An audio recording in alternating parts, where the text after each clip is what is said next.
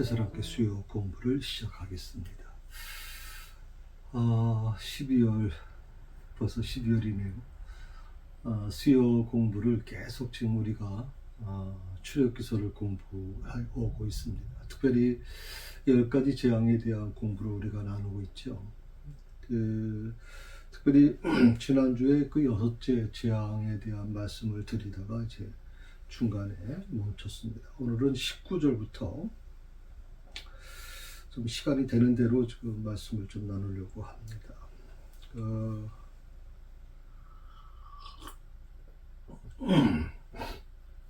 19절부터 21절까지 말씀을 한번 같이 읽어볼까요? 네, 같이 읽습니다. 이제 사람을 보내어 내 가축과 내 틀에 있는 것을 다 모으라. 사람이나 짐승이나 무릇 들에 있어서 집에 돌아오지 않는 것들에게는 우박이 그 위에 내리니 그것들이 죽으리라 하셨다 하라 하시니라. 바로의 신하 중에 여호와의 말씀을 두려워하는 자들은 그 종들과 가축을 집으로 피하여 들였으나 여호와의 말씀을 마음에 두지 아니하는 사람은 그의 종들과 가축을 들에 그대로 두었더라.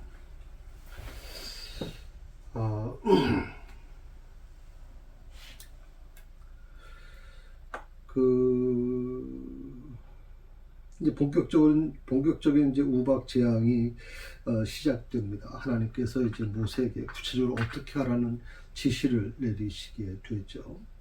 특별히 19절에 보시게 되면 이제 사람을 보내요. 그렇게 써요. 이제 사람을 보내요. 내 가축과 내 들에 있는 것을 다 모으라.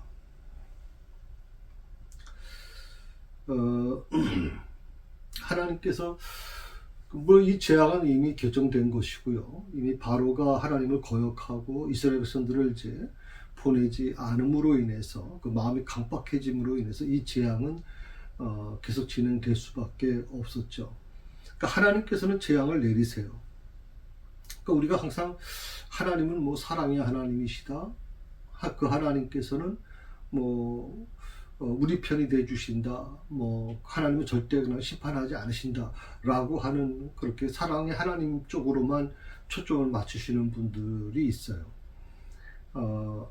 우리 그 장로교 같은 경우에는 굉장히 공의의 하나님, 사랑의 하나님도 계시지만 공의의 하나님도 계시기 때문에 특별히 그 우리 장로교는 이제 예정론을 지금 따르고 있죠. 그래서 그 예정이라는 게 무엇입니까? 결국 하나님의 뜻, 하나님의 섭리를 더 중요하게 생각을 하는 거잖아요. 그런데 이제 하나님의 사랑에 초점을 맞추는 것을 더 관심을 두는 또 교단도 있어요. 그런 분들은 하나님은 사랑의 하나님이신데 누구는 구원하고 누구는 구원하지 않는다는 건 말이 안 된다라고 해서 좀 이렇게 그 하나님의 심판, 하나님의 그 어떤 그런 종말을 점점점 늦추신다라고 이제 말씀하시는 경우도 있어요. 뭐 어떤 게 더 옳으냐라고 하는 것은 다 모든 게 학설이니까. 다만 저는 장로교 목사로서 어릴 때부터 장로교 집안을 자라면서 예정에 대한 부분, 예종론에 대한 부분을 저는 제 삶으로 받아들였기 때문에 그것이 뭐 그렇게 굉장히 좀 어색하고 좀 뭐랄까요, 과학적인 사고로 보면 이해가 잘 안 되죠, 사실은. 또 우리 인간적인 입장에서 생각해보면 미리 선택하셨다는 게 좀 이해가 안 되죠. 그러면 인간의 그 인격은 뭐가 되는 건가 이렇게 생각하는 분들도 계실 수 있기 때문에 이 재앙에 대한 부분을 좀 이렇게 좀 거북하게 생각하는 분들이 계시는데 여기서 오늘 이 출애굽기서 9장에서 하시는 말씀은 하나님은 재앙을 내리신다라고 얘기하세요. 재앙을 내리신다. 바로의 마음이 강팍해졌다라고 하는 것, 지금 지난번에도 제가 말씀을 한번 드렸어요.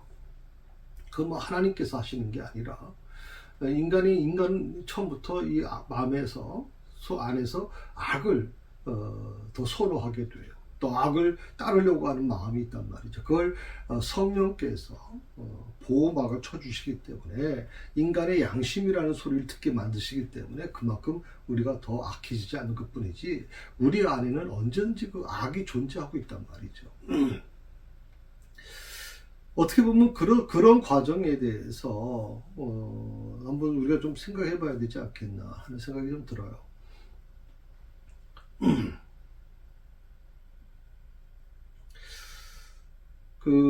이 재앙이라고 하는 것이 물론 뭐 부모에게도 교육적인 방법에 있어서 요즘엔 사랑의 개념으로 자식을 이해시키려고 하는 쪽으로 더 가야 된다는 쪽으로 얘기합니다만은 제가 자랄 때만 해도 굉장히 많이 얻어맞았거든요.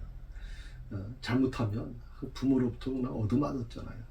저희 아버님은 또 교사 출신이다 보니까 혁들을 풀러가지고 때려요. 혁들을 불러서 이게 미국식인데 그래가지고 저는 지금까지 저희 아버님한테 그렇게 맞아본 적은 없습니다만 제 형하고 동생은 많이 맞았어요. 혁대로 아주 맞았어요. 혁대로. 그래서 근데 그 때리는 부분, 그 훈계를 위해서 그런 때리는 부분에 대해서 그게 나쁜 거다. 저희 자랄 때는 그렇게까지 심각하게 생각하지는 않았거든요. 그것도 하나의 사랑의 매라고 하는 부분으로 얘기하고 있는데, 그래서 우리가 이 재앙이라고 하는 것을 무조건 나쁘게만 생각하고 이건 뭐 하나님께서 도저히 해서는 안 되는 것이라고 생각하면 조금 그렇지 않다고 저는 생각을 합니다. 자, 그다음에 또 이 하나님은 재앙을 내리시지만 또 한편에 보면 그들에게 피할 길을 열어주신다. 재앙을 내리시지만 피할 길을 열어주신다. 오늘 19절에 있는 말씀이 바로 그거예요. 이제 사람을 보내어 내 가축과 내 들에 있는 것을 다 모으라. 이거 누구한테 얘기하는 거예요? 모세가 바로에게 하는 말이에요. 지금 하나님께서 바로에게 하라는 말이죠. 내 가축, 바로 너의 가축, 바로 너가 이제 지배하고 있는 그 들에 있는 모든 것 다 모아라. 사람이나 짐승이나 무릇 들에 있어 집에 돌아오지 않는 것들에게는 우박이 그 위에 내리니 그것들이 죽으리라 하셨다 하라. 그러니까 하나님께서 재앙을 내리시겠다고 말씀하셨어요. 우박에 대한 재앙. 이거는 뭐 피할 수 없을 거예요. 그런데 우박은 내리는데, 재앙은 내리는데 그 재앙을 피할 방법을 알려주신단 말이에요. 방법을 알려주시면 뭐하러 재앙을 내리시는가? 근데 20절에 보게 되면요. 바로의 신하 중에 여호와의 말씀을 두려워하는 자들은 그 종들과 가축을 집으로 피하여 들였으나 라고 나오거든요. 그러니까 끝까지 하나님께서는요. 말씀을 따라 돌이키는 자들을 구원하시려고 하는 그 하나님의 인내하심이 여기서 보여요. 하나님이 끝까지 인내하시는 하나님. 나 같으면 우리 목사님 저도 목회자로서만 자라왔으니까 뭐 그런 건 별로 심각한 문제는 아니지만 그러나 저 같은 경우에도 이렇게 말을 안 듣고 이렇게 하나님을 대적하는 자가 있으면 이거 그냥 그렇게 내버려 두는 게 옳은 것인가라고 생각을 하는데 그런데 하나님께서는 끝까지 말씀을 따라 돌이키는 자들을 한 명이라도 구원하시기 위해서 인내하신다. 예수님께서 왜 재림을 늦추시는가? 왜 재림이 더디 오시는가? 많은 사람들이 그렇게 얘기하잖아요. 그런데 예수님이 재림이 늦어지시는 이유가 뭐냐? 단 한 명을 더 구원하시기 위해서 우리 감리교에서도 그걸 얘기합니다만은 하나님께서는 더 한 명을 더 구원하시기 위한 그런 하나님의 계획 속에 있다고 저도 그렇게 생각을 해요. 그리고 그것을 우리는 이 하나님의 인내를 뭐라고 얘기하냐면 포기하지 않으시는 열심이다. 하나님은 절대 포기하지 않으세요. 저는 이게 참 대단하신 분이라고 생각해요. 우리가 이 그리스 신화를 보게 되면 신들이 뭐 인간을 가지고 사람을 가지고 자기 감정 느낌대로 막 처리하잖아요. 어떻게 보면 사람들이 참 불쌍하다는 생각을 많이 할 때가 있어요. 그리스 신화를 보게 되면 신들이 완전히 자기 식대로 하니까. 그런데 여기서 한 가지 중요한 것은 하나님의 인내와 그리고 그 하나님의 인내를 뭐라고 얘기하냐면 포기하지 않으시는 열심이다.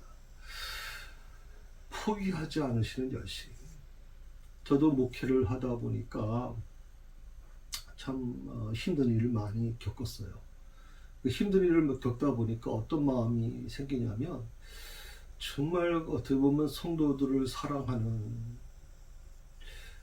그런 마음들이 한동안은 그때 그 어려움을 겪으면서 많이 약해졌던 거 사실이에요. 많이 마음에서 문이 좀 닫혔던 것도 사실이고. 왜냐하면 그렇게 정말 모든 걸 쏟아부었던 그런 성도들, 정말 눈물로 키워했던 성도들의 이 모습에서 목사가 너무 많은 상처를 받다 보니까 또 뭐 정말 입에 담을 수 없는 그런 얘기들이 제 귀에 들려오면서 뭐 한동안은 굉장히 회의감에 빠질 때도 있었거든요. 그런데 오늘 이 말씀을 보면서 다시 한번 깨닫는 게 뭐냐면 포기하지 않으시는 열심, 포기하지 않으시는 열심. 저도 지금 이걸 위해서 여러분 기도하고 있어요. 하나님께서 조금씩 지금 제 마음에서 그 열심을 좀 다시 이렇게 세우시려고 하는 것 같아요. 포기하지 않으시는 열심. 저는 하나님은 참 하나님을 정말 좋으신 하나님이다라고 생각하는 게 뭐냐면 그 하나님의 인내하심과 포기하지 않으시는 열심. 사실 애굽 사람들은요, 바로를 비롯한 모든 애굽 사람들은 이스라엘 백성들은 400년 동안을 아주 부려먹었잖아요. 너무 하나님이 선택한 민족이 이스라엘 백성들을 너무나도 혹독하게 다뤘거든요. 근데 그렇게 생각해 보면 하나님께서 아주 괘씸하니까 애굽을 한순간에 멸망시킬 수도 있을 텐데, 그런데 하나님은 끝까지 애굽 사람 단 한 사람에도 돌아오기를, 그래서 그걸 인내하신단 말이죠. 포기하지 않으시는 열심을 우리에게 보여주고 있는 거예요. 지금 많은 사람들이 교회를 떠나서 가나안 교인이 되고 있어요. 교회를 나가지 않아요, 여러분. 그렇게 한번 물들은 사람들, 그렇게 그런 맛을 한번 들여본 사람은 구태여 뭐 교회 가서 뭐 헌금 내고, 교회 가서 뭐 시간 뺏겨서 예배 드리고, 또 교회 가서 뭐 사람들과의 관계에서 또 상처받고 그럴 필요 뭐 있나? 그냥 교회 안 나가니까 편하네. 그냥 뭐 인터넷으로 예배 드리면 되지. 라고 보통 생각을 하게 된단 말이죠.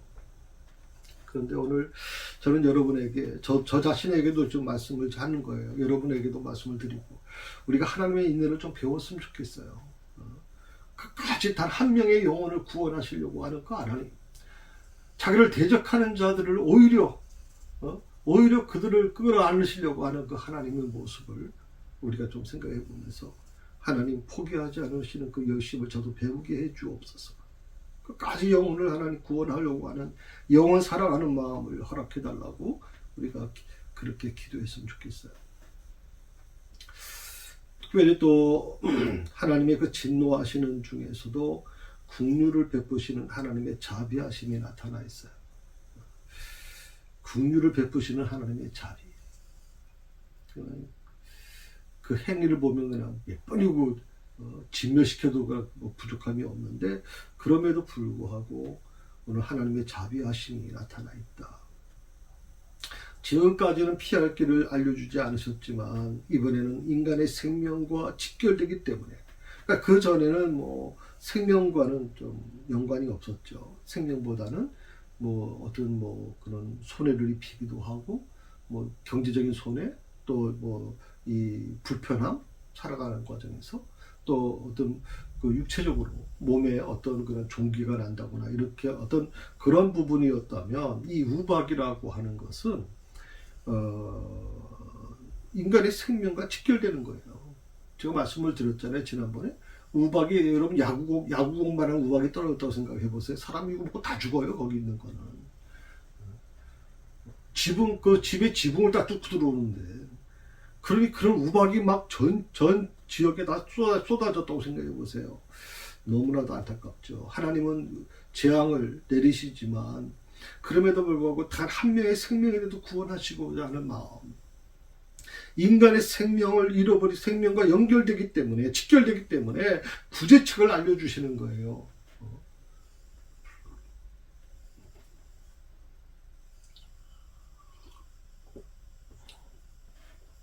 그러니까 하나님을 두려워하는 자가 구원을 얻을 수 있는 길을 열어주시는 거예요. 하나님을 두려워하는 자. 그러니까 이 부분이 그 21절에 보게 되면, 그러니까 20절에 보면 바로의 신하 중에 여호와의 말씀을 두려워하는 자들이라고 그랬거든요. 여호와의 말씀을 두려워한다는 것은 정말 여호와 하나님을 받아들이고 정말 하나님을 유일신으로 믿는다는 것은 아닐 거라고 생각이 들어요. 거기까지는 가지 않았을 것이다. 그러니까 하나님을 유일신으로 믿지는 않았지만 그들이 지금까지 겪어봤잖아요. 지금 7번째 재앙이니까, 6번째 재앙이니까 그동안 여러 가지 뭐 재앙을 많이 겪어봤잖아요. 이해 재앙도 그렇고 또 뭐 개구리 재앙도 그렇고 계속 그 재앙을 겪어오면서 그들 마음속에 여러 가지 생각이 든 거죠. 자기들이 지금까지 섬겨왔던 신과 다른 어떤 초자연적인 어떤 힘, 초자연의 능력을 갖고 있는 신이 있다는 걸 깨닫게 된 거예요. 그러니까 비록 그 신이, 그분이 누군지는 잘 모르겠어요. 히브리 민족이 믿는 신인데 그분에 대해서 잘 모르지만, 그분을 완전히 믿지는 못하지만, 그러나 뭔가 좀 다른, 우리 지금까지 알고 있던 신들과는 전혀 다른 어떤 힘이 있고 무서운 존재임을 그들이 인식했다는 말이에요. 애굽 사람들이. 그러니까 이 여호와의 말씀을 두려워하는 자들은 바로 그런 의미예요. 자, 다시 무슨 말인지 아시겠죠? 그러니까 말씀을 믿고 하나님을 두려워하고 하나님을 영접하는 자들이 아니라, 그 정도까지는 아니지만 하나님을 무서운 존재로 인식했다는 거예요. 그래서 그 말씀에, 모세를 통해서 주시는 말씀에 순종했다. 이게 굉장히 어려운 부분이었을 거예요. 왜냐하면 그 수천 년 동안 그 겪어온 거 아니에요.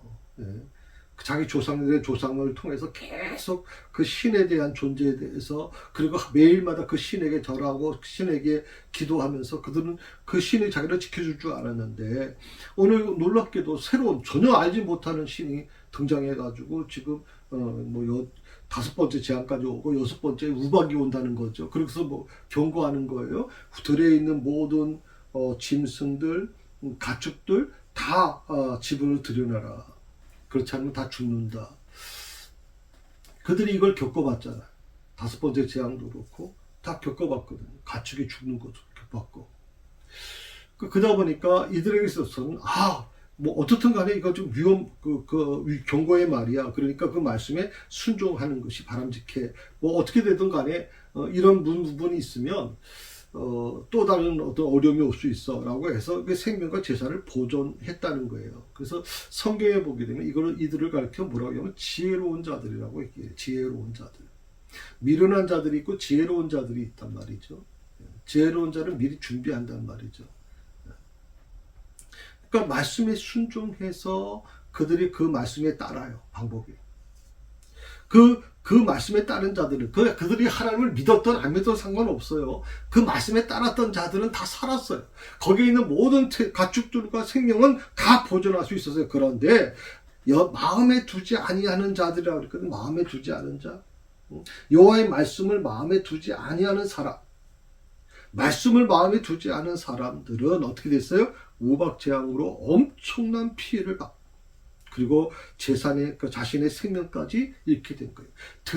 보통 들에 보통 방목을 하지 않습니까? 짐승을. 방목을 하게 되면 거기에 반드시 목동으로서 밖에 지키는 자들이 존재한단 말이죠. 그들은 뭐 실내에 들어가 있는 게 아니에요. 그러니까 그들은 짐승들과 함께 같이 바깥에 있는데, 그 짐승들을 안으로 들여놓지 않고, 이 맑은 날씨에 뭐가 와? 대체 이거 다 거짓말이야. 라고 하는 자들, 하나님의 말씀을 부정하는 자들, 믿지 않는 자들은 모두가 다 그 짐승들이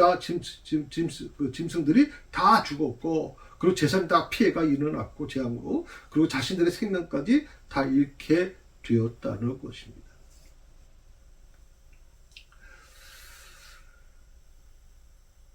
그러니까 지금까지는 동물과 식물 그리고 사람이 상하는 정도였는데, 오늘 이 6번째 재앙, 우박 재앙에서부터는 최초로 사람이 죽을 수 있다는 위험의 경고가 내려졌거든요. 사람이 죽을 수 있다.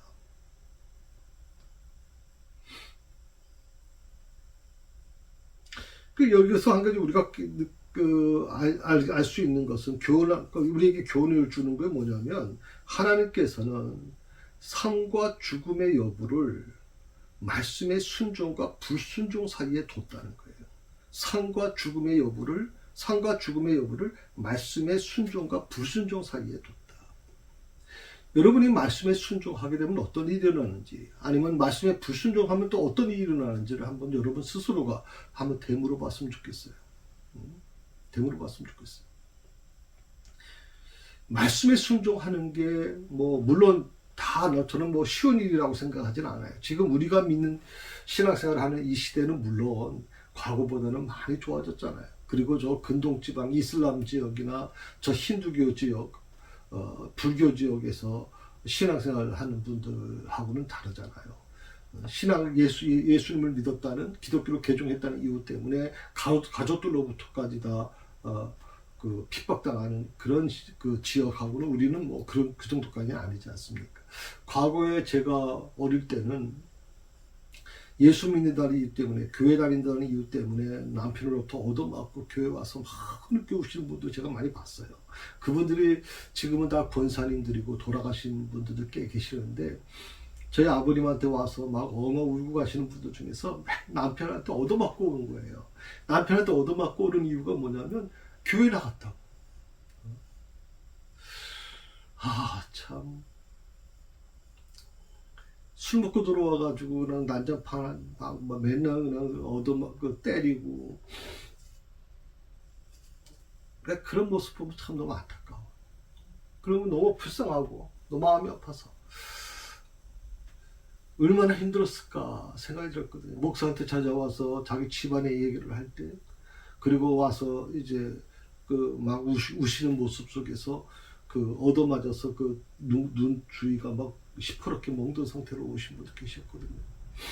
아버님이 그분들을 보면서 격려의 말씀, 위로의 말씀을 주시고, 그리고 기도해 주시지만, 그분들이 가시고 나서 아버님이 참 많이 아파하셨거든요. 마음이 아파하셨어요. 제 아버님 그때 그런 얘기 했거든요. 왜 연약한 여인을 그렇게 때리는 거야? 대체 남자가 돼가지고, 그 힘을 어디다 여자한테 손찌검을 하느냐, 이렇게 얘기를 하거든요. 저도 어릴 때부터 그걸 보고 자라왔기 때문에, 남자들이 여자에게 여성 부인이나 여성들에게 손찌검하는 이 남자들은 참 아주 좀 위험한 부분이라고 생각을 해요. 안타깝고.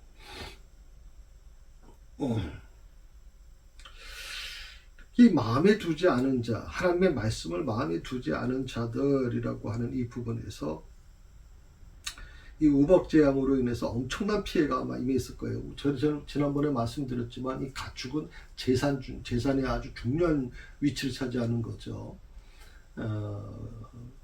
특히 근동지방에는 이 가축의 그 중요성은 이루 말할 수가 없어요. 지금도 마찬가지지만. 그러니까 그 우박재앙으로 모든 재산을 다 잃어버렸다. 그리고 거기에 들에 있던 사람들은 자기 생명까지 다 잃어버렸을 텐데, 이건 마치 뭐와 같은 거냐면요, 창세기 19장에 나왔던 룻의 그 사위들, 룻이 부탁을 하잖아요. 룻이 부탁을 하죠.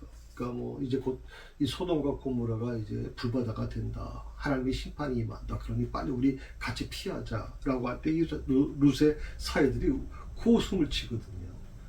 이 맑은 날에 무슨 불구덩이 또 불이 떨어진다는 겁니까? 그러면서 아주 비아냥거리죠.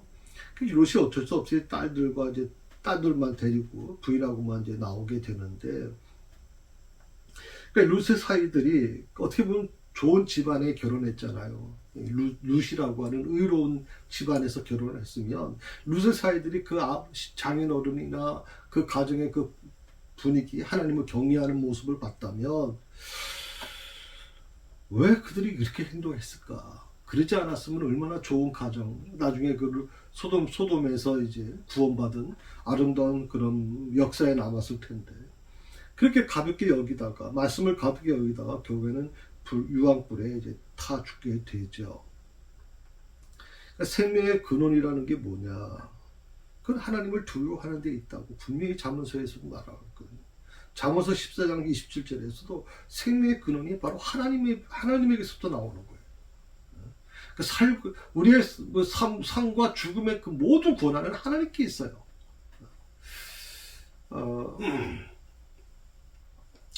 저도 이제 여러 가지 위기를 겪어본 사람이고요.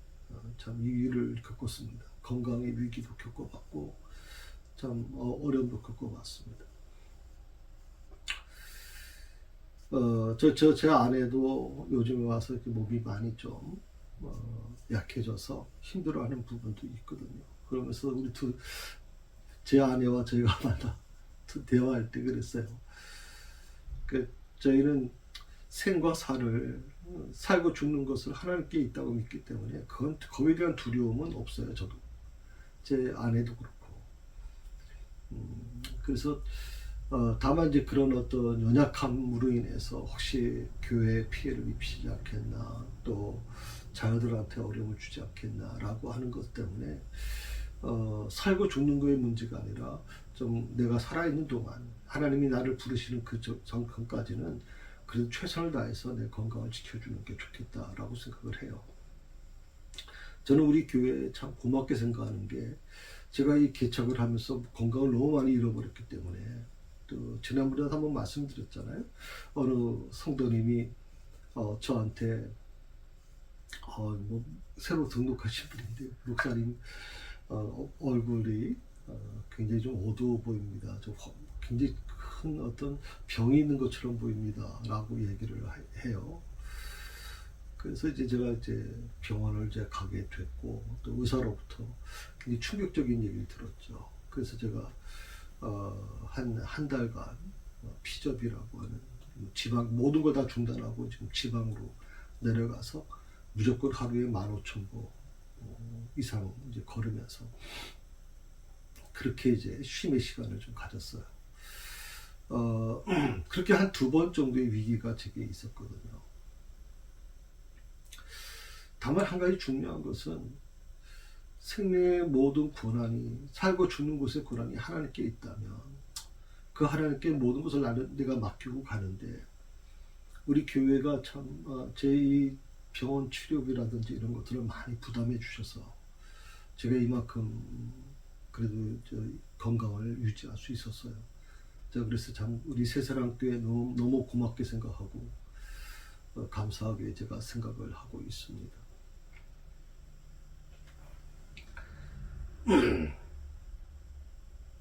그러니까 어떻게 보면 삶과 죽음의 여부를 말씀의 순종과 불순종 사이에 두었다라고 하는 이 말씀은, 이것은 모든 시대, 모세의 시대만 있었던 게 아니라 모든 시대와 상황을 초월하는 거예요.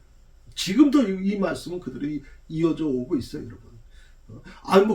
그 말씀, 모세 시대의 말씀이 지금 수천 년 전에 일어나는 건데, 바로 이 이야기라면 그 몇천 년 전의 이야기를, 문화를 왜 지금까지 연계시킵니까? 라고 얘기할지 모르겠는데, 아니요, 모든 시대와 상황을 초월하는 거예요, 하나님의 말씀은. 그리고 모든 사람에게 적용되는 보편적인 진리라고 하는 거예요. 20절의 말씀을 한번 보세요. 20절의 말씀을 보게 되면 그러게 나오죠. 두려워하는 자들에서 두려움이라고 하는 것은 지금 말씀드린 것처럼 온전한 신앙을 반영하는 말은 아니라고 그렇게 얘기했잖아요. 그때는 어떻게 보면 이 두려움이라고 하는 게 전 중요한 부분이 있었어요. 상담 심리학 쪽에서는 이 두려움이라고 하는 것이 오히려 정신 건강에 좀 안 좋을 수 있다고 얘기하는 경우도 있어요. 그래서 이 두려움에서 극복하는 방법을 상담 심리에서는 많이 도입시키지만, 때로 우리 신앙적으로 보게 되면 이런 두려움, 하나님의 거룩하신 하나님, 그분의 심판에 대한 두려움, 그런 두려움이 애굽 사람들로 하여금 하나님을 대적하는 자들이 하나님의 말씀에 순종하는 놀라운 일이 일어나게 되거든요. 이 두려움이라고 하는 것은요, 죄인으로 하여금 자신의 교만을 포기하고 올바른 길을 걷게 만드는 충족제가 되었다. 충족제. 이런 부분이 아니었다면 그들이 하나님의 말씀을 두려워했겠어요? 코웃음 쳤겠죠. 지금까지 다 코웃음 쳐왔잖아요. 모세가 얘기하면 바로가 코웃음 쳤는데, 그런데 그걸 겪다 보니까 두려움이라는 게 생기기 시작했어요. 하나님의 이름에 대한 두려움. 하나님이라는 분에 대해서 잘 모르지만 그분이 한 일들을 보면서 두려움을 갖기 시작했고, 그 두려움이 결국에는 자신의 교만을 포기하고 올바른 길을 걷게 만드는 충격제가 됐다. 저는 우리가 신앙생활을 하면서 이 두려움이라는, 영적 두려움이라는 게 저는 어느 정도 필요하다고 저는 생각을 해요. 그런 말씀에 대한 두려움, 영적 두려움이 우리를 느끼게 만들지 못하면 그냥 신앙이라는 게 그냥 수박 겉핥기식으로 되게 되고요. 몸이 건조해 버리는 거죠. 만일 이 사람에게서 이 같은 감정이 적어지거나 아예 없어지게 된다면 어떻게 될까요? 세상은 온통 죄악투성이 될 거예요. 그래서 하나님은 양심이라고 하는 것을 주셨어요. 양심. 그 양심이 계속 우리에게 소리를 질러요. 그것은 잘못된 거야. 그렇게 하지 마. 너 지난번에 그렇게 했다가 다른 사람이 굉장히 힘들어했잖아. 너가 그 소문 때문에 막 욱했는데 나가서 보니까 그거 거짓말이었다. 그 진실이 아니었잖아. 그러니까 자꾸만 내 양심에 허근하는 행동하지 마 라고 우리한테 자꾸만 촉구해요. 우리 마음에. 그러면 마음이 완악했다가도 갑자기 어느 순간인가 어머님 생각이 나면서 내가 왜 이렇게 행동하지? 우리 살인자들이나 이런 큰 어떤 흉악한 범죄자들도 그런 얘기를 해요. 어느 순간에 어머님이 생각나면서 자기 한 행동에 대해서 굉장히 좀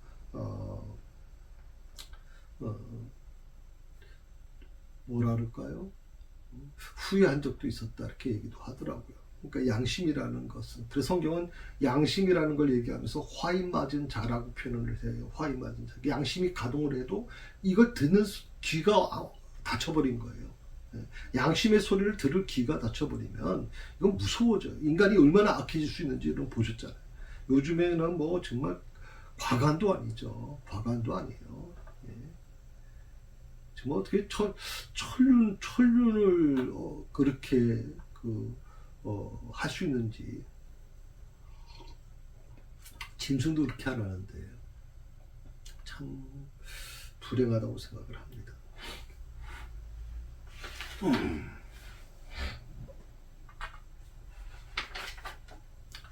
자, 22절부터 한번 보실까요? 22절 보시게 되면, 여호와께서 모세에게 이르시되 너는 하늘을 향하여 손을 들어 애굽 전국에 우박이 애굽 땅의 사람과 짐승과 밭의 모든 채소에 내리게 하라.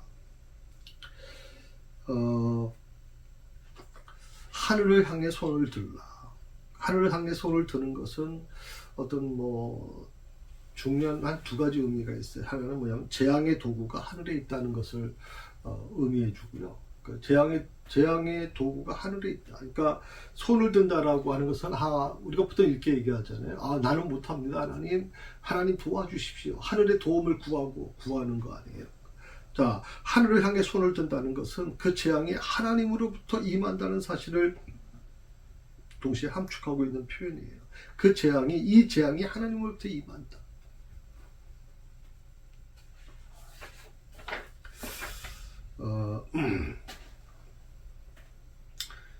하나님께서는요, 당신의 그 공의로운 심판을 이 땅에 실현하실 때 방법은 여러 가지가 있어요. 그 하나님이 심판을 실현하시는 그 두 과정이. 근데 종종 당신이 택하신 일꾼들의 손을 도구로 사용하실 때가 있어요. 일꾼. 지금은 이제 모세의 손을 들으셨죠. 모세의 손을 들으셔서 도구로 사용하셔서 하나님이 심판을 이제 이 땅에 실현해 나가시는 건데, 그래서 어떻게 보면 하나님께서 하나님 혼자서 얼마든지 할 수 있는 거 아니에요. 구태여 모세가 손을 들었다라고 하는 이 부분이 그게 무슨 의미가 있어? 랄지 그렇게 생각할지 모르지만 하나님께서는 모세가 손을 드는 순간 재앙을 시작하셨거든요. 그러니까 손을 든다라고 하는 것은 모세와 하나님이 하나가 되는 거예요. 하나님이 계획은 이미, 심판의 계획은 이미 정해져 있어요. 그런데 모세가 손을 드는 순간 하나님이 그 손을 드는 그 시간, 신호를 맞춰서 재앙을 내리신단 말이죠. 그러니까 어떻게 보면 모세가 손을 들 때마다 아마 이 바로도 그렇고 예굽 사람들이 벌벌 떨었을 거예요, 아마.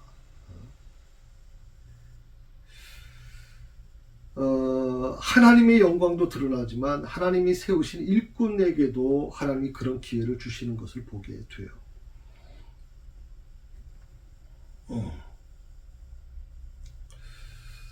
23절의 말씀입니다. 23절 한번 보실까요? 23절 같이 있습니다. 모세가 하늘을 향하여 지팡이를 들매 여호와께서 우레소리와 우박을 보내시고 불을 내려 땅에 달리게 하시니라. 여호와께서 우박을 애굽 땅에 내리시매. 하늘을 향해 지팡이를 들었다. 그 22절에는 이제 손을 들었다라고 하는 표현 했는데 여기는 지팡이를 들었다라고, 하늘 향해 지팡이를 들네요. 그러니까 하나님, 모세의 손에는 이제 여호와 하나님의 동행하심과 그리고 신의 표징이었던 지팡이가 들려 있었음을 알 수 있죠. 그러니까 모세는 항상 어디 갈 때마다 이 지팡이를 들고 갔으니까 모세가 손을 들었다는 건 지팡이를 당연히 들었다고 표현할 수 있을 겁니다. 여기서 그 뇌성이라고 표현을 했어요. 뇌성. 우레소리라고 여기서 얘기했는데 우레소리와 우박을 보내셨다.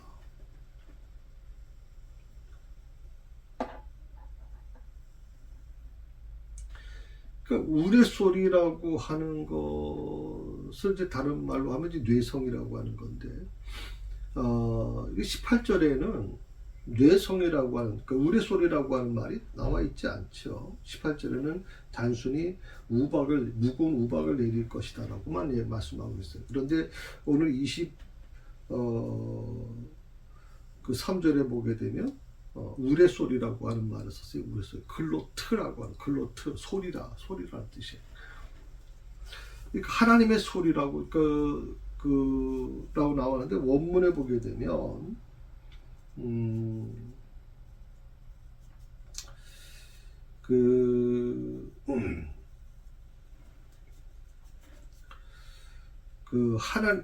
성경 원문에 어느 성경 그 표현이 써 있는 게 있어요. 여기는 좀 나와 있지 않습니다만은 거기 뭐가 나오냐면 이 우레 소리를 가르쳐 뭐라면 하나님의 소리라고 이렇게 기록하고 있거든요. 하나님의 소리.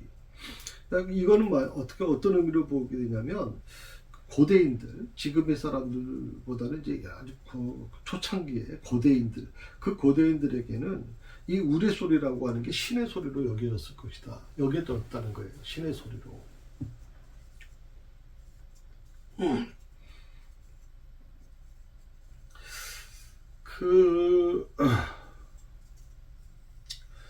여기서 그 우레소리라고 하는 것은 물론 이제 자연 발생적인 현상인데 물리적인 소리임은 물론이지만 더불어 우리는 이것을 하나님의 엄중한 심판과 그리고 경책의 소리로 이해할 수가 있다는 것이죠. 그 다음에 또 이런 표현이 있죠. 불을 내려 땅에 달리게 하시니라. 불을 내려 땅에 달리게 하셨다. 이 표현이 참 재밌는 표현이에요. 불을 내려 땅에 달리게 하셨다. 이거는 이렇게 바꿀 수 있죠. 불이 하늘에서 땅으로 내려왔다.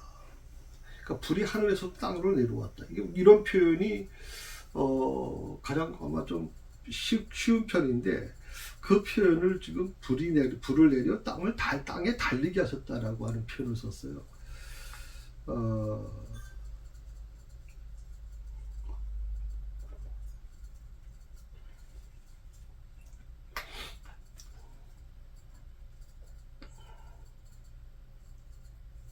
이 표현이 왜 이렇게 표현했을까? 그러니까 하늘에서 불이 하늘에서 땅으로 내려왔다라고 하면 우리가 보통 뭐냐면 번개, 벼락, 번개 보통 그렇게 얘기하잖아요. 벼락하면 뭐 소리가 한번 쾅 들리고 나서 그 불빛이 보이고 한 4, 5초 이후에 이제 소리가 어마어마하게 크게 나잖아요. 뭐 바락 그 심하게 칠 때는 막 지금 막 무섭죠, 굉장히. 아마 그런 의미였을 거라고 생각이 들거든요. 그러니까 우박이 내리면서 번갯불이 하늘에서만 반짝거리는 게 아니라 땅에서도 한동안 유지될 수 있다. 그러니까 하늘에서 그 번갯불이 막 쏟아지는 거죠. 비 오는 가운데 막 번갯불이 번쩍번쩍거리면 하늘에서만 번쩍거리는 게 아니라 그게 땅에 들어와가지고 막 불로 나오잖아요. 나무 같은 거 치면 막 나무에서 막 불이 타고 오니까 아마 그런 의미로 이해돼야 되지 않겠나 생각이 들어요. 그러니까 이거는 뭐 번개로 인해서 벼락으로 인해서 그 화재가 발생해서 번져나갔다는 것을 암시한 것 같아요. 그리고 우박과 번갯불이 동반됐다. 보통 번갯불은 우박하고는 조금 제가 상식으로는 아직 우박을 제가 많이 보질 못해서 그런데 우박이 내릴 때 번갯불이 동반하는지는 제가 잘 모르겠어요. 그 분야는. 다만 한 가지 뭐냐면 이 우박과 번갯불이 서로 융집이 되어서 마치 햇불처럼 보인다. 햇불처럼. 뭐 그렇죠. 벼락이 한번 내리치게 되면 번갯불이 내리치게 되면 번쩍하면 막 어마어마하잖아요. 어마어마하죠. 뭐 상상을 초월하죠. 그런 어떤 것이 우박과 연결됐을 때, 응집됐을 때 더 강력하게 나타난다. 이 우박 재앙의 그 극심함을 단적으로 표현해주는 용어다 이렇게 얘기를 해요. 그리고 24절에 보게 되면 그런 말이 나오죠. 우박이 내림과 불덩이가 우박에 섞여 내림이 심히 맹렬하니 나라가 생긴 그때부터 애굽 온 땅에는 그와 같은 일이 없었다라고 얘기해요. 불덩이, 수많은 우박 덩어리가 떨어지는 가운데 그것들이 서로 마찰함으로 생기는 이 강렬한 스파크라고 그렇게 얘기했는데 이것도 제가 본 기억이 별로 없어서 뭐라고 제가 말씀드리기는 좀 어려운 것 같아요. 스파크라고 보통 자료 찾아보니까 나오는데 그 우박 덩어리가 서로 마찰한다? 거기서 오는 스파크가 현상이 일어난다. 여러분 그거 한번 나중에 한번 뭐 백과사전이나 아니면 그 인터넷으로 한번 찾아보세요. 그 우박 덩어리가 서로 마찰함으로 스파크가 일어나고 있는지. 아무튼 여기서 말하는 건 아마 그런 뜻이라고 얘기를 해요. 번쩍거림이 서로 용집되어 서로 불덩이와 같았다라고 하는 뜻인데 그 우박 재앙의 그 아주 격렬한 모습이 회화적으로 묘사된 내용이다 이렇게 얘기를 하고 있어요. 자, 25절 한번 보십시다. 25절. 우박이 애굽 온 땅에서 사람과 짐승은 물론하고 밭에 있는 모든 것을 쳤으며 우박이 또 밭의 모든 채소를 치고 들의 모든 나무를 꺾었으되 이스라엘 자손들이 있는 그곳 고센 땅에는 우박이 없었더라. 우박이 없었더라. 자, 여기서 우박이 쳤다. 우박이 또 밭의 모든 채소를 쳤다. 들의 모든 나무를 꺾었다라고 하는 얘기예요. 이 우박 재앙은 어떻게 보면 8번째 그 메뚜기 재앙과 더불어서 애굽 전역에 아주 굉장히 극심한 기근과 흉작을 초래했거든요. 그러니까 이 말은 뭐냐면 사람은 뭐 여러분 항상 아는 것처럼 먹고 살아야 돼요. 먹어야 돼요. 먹고 살지 못하면 어려워져요. 그러니까 어떻게 보면 이 바로의 모든 권력의 힘이 어디서 나옵니까? 국민들에게서 나와요. 그 국민들은 어떤 거예요? 그 바로가 왕이 돼서 우리한테 뭐 풍요를 주고 먹고 사는데 어려움이 없게 해줬을 때 그 권력을 유지시켜 주는 거예요. 그런데 놀랍게도 오늘 8번째 메뚜기 재앙과 더불어서 애굽 전역에 기근과 흉작을 초래해요. 왜? 우박이 내려가지고 뭐라고 그랬습니까? 사람과 짐승은 막론하고 밭에 있는 모든 것을 쳤다. 그리고 우박이 또 밭의 모든 채소를 치고 들의 모든 나무를 꺾었다라고 얘기해요. 자, 채소를 쳤다라고 하는 건 충격적인 거죠. 그러니까 짐승을 쳤어요. 제사를 나갔죠. 뭐 채소를 쳤어요. 밭에 있는 모든 걸 쳤다니까. 그러면 이 사람이 먹고 살아야 되는데 굉장히 흉작이 일어나는 거죠. 그래서 들에 있는 모든 나무를 꺾어버렸어요. 근동지방의 나무, 과실나무들이 다 꺾어버렸다. 요즘에도 뭐 우박이 한번 쏟아지고 나면 그 사과라든지 이런 것들이 전부 다 떨어져가지고 이제 어렵다고 얘기하잖아요. 그러니 그 거대한 후박이 막 내리쳤으니 얼마나 어렵겠습니까? 그러면 애굽인들의 생활이 아주 극도로 곤란해졌을 것이다라고 우리가 알 수 있어요. 바로 이 짐승과 채소와 나무에 대한 이 징계는 어떻게 보면 바로가 계속 모세 요구에 불응할 때는 결국 장자의 재앙이 임할 것이라는 강력한 경고의 재앙이 여기 담겨져 있어요. 다시 말씀드리면 바로의 모든 권력의 기반이 바로 국민들인데, 애굽의 국민들인데, 그 국민들을 편안케 해주고 국민들이 행복하고 배불러야 그 권력을 유지시킬 수 있는데 그것이 무너진 거예요. 기근과 흉작이 초래하고 짐승이 다 죽어버리고 사람이 다 죽고 기가 막힌 거죠. 애굽 사람들의 생활이 하루아침에 극도로 곤란해졌단 말이죠. 이것은 뭐냐면 앞으로 너 장자의 재앙까지 갈 거야. 너 어쩌면 굉장히 그 심각한 경고를 지금 재앙을 경고하고 있는 거예요. 강력한 재앙 경고. 그래서 우리가 인정할 건 인정해야 돼요. 여러분 신앙생활을 하면서 하나님의 경고가 있으면 그 경고의 길을 좀 여시고 마음의 문을 여시고 내가 인정할 건 인정해야 돼요. 바로가 이 과정에서 한계에 부딪혀요. 그렇잖아요. 기근과 흉작, 그 다음에 그 재산, 애굽에 있는 모든 짐승이 재산이 다 무너졌죠. 사람이 죽었죠. 애굽 아마 어떻게 보면 이 바로 왕의 입장에서는 정말 굉장히 충격적인 사건이죠. 이거죠. 언제 자리가 지금 위험할지 모를 정도로. 그런데 거기에 대비해서 26절에 보면 고센 땅에는 우박이 없었더라라고 얘기하고 있어요. 참 기가 그제 애굽 땅에는 같은 애굽 땅인데 고센 땅도 그러니까 이스라엘 백성들이 있던 고센 땅 외에는 모든 우박을 치고 막 그 짐승이 다 죽고 그 다음에 채소가 다 못 먹게 되고 난리잖아요. 나무가 다 꺾여지고 굉장한데 고센 땅에는 우박이 없었다라고 하는 거. 성별된 것이라는 걸 강조하고 있는 거예요. 성별된 것. 하나님이 택한 백성은 하나님이 지켜주신다는 거죠. 그러니까 애굽의 재앙들이 임할 때마다 이곳만 하나님이 성별된 곳만 하나님이 택하신 백성들만은 피해를 받지 않게 해주셨다라고. 이게 바로 복이라는 거예요. 제가 기복신앙에 대해서 좀 안 좋게 표현을 합니다만 사실 기복신앙이라고 하는 것이 모든 게 나쁜 것만은 아니에요. 왜? 성경에는 복에 대한 부분이 많잖아요. 이스라엘 백성들 입장에서 고센 땅을 하나님 보호해 주시는 게 복이죠. 이런 복을 생각한다면 큰 문제는 아니에요. 사실 우리 그 믿는 자들이 뭐 복 받는 것이. 그런데 이 기복이라고 하는 무속과 연결된 기복은 하나님이 없는 어떤 기복의 문제는 어떻게 보면 굉장히 하나님을 무시하는 거기 때문에 굉장히 위험할 수 있다는 걸 제가 말씀을 드리는 겁니다. 그래서 이 부분을 여러분 좀 기억하시고 했으면 좋겠어요. 다음 주일은 27절부터 공부하도록 하겠습니다. 다음 주면 거의 아마 끝날 것 같고요.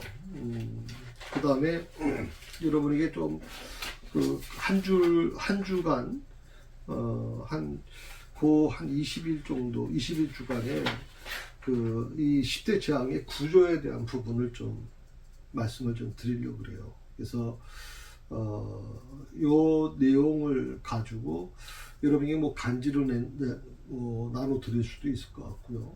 요거 가지고 한번 같이 공부하면서 10대 재앙이 어떤 구조로 만들어져 있는지 그 부분을 같이 공부하도록 하겠습니다. 예, 수고하셨습니다. 기도하십시다. 하나님 감사합니다. 주님의 은혜가 늘 넘치며 오늘도 주신 말씀을 붙들고 살겠습니다. 우리를 붙드시고 이스라엘 백성들을 고센 땅을 하나님 택하셔서 그것을 지키셨던 하나님께서 오늘도 우리의 모든 삶을 지켜주신다는 사실을 잊지 않게 하여 주시고 그 감사와 그 기쁨을 하나님 늘 주님께 영광 돌리는 삶이 되도록 인도해 주옵소서. 예수님의 이름으로 기도합니다. 아멘.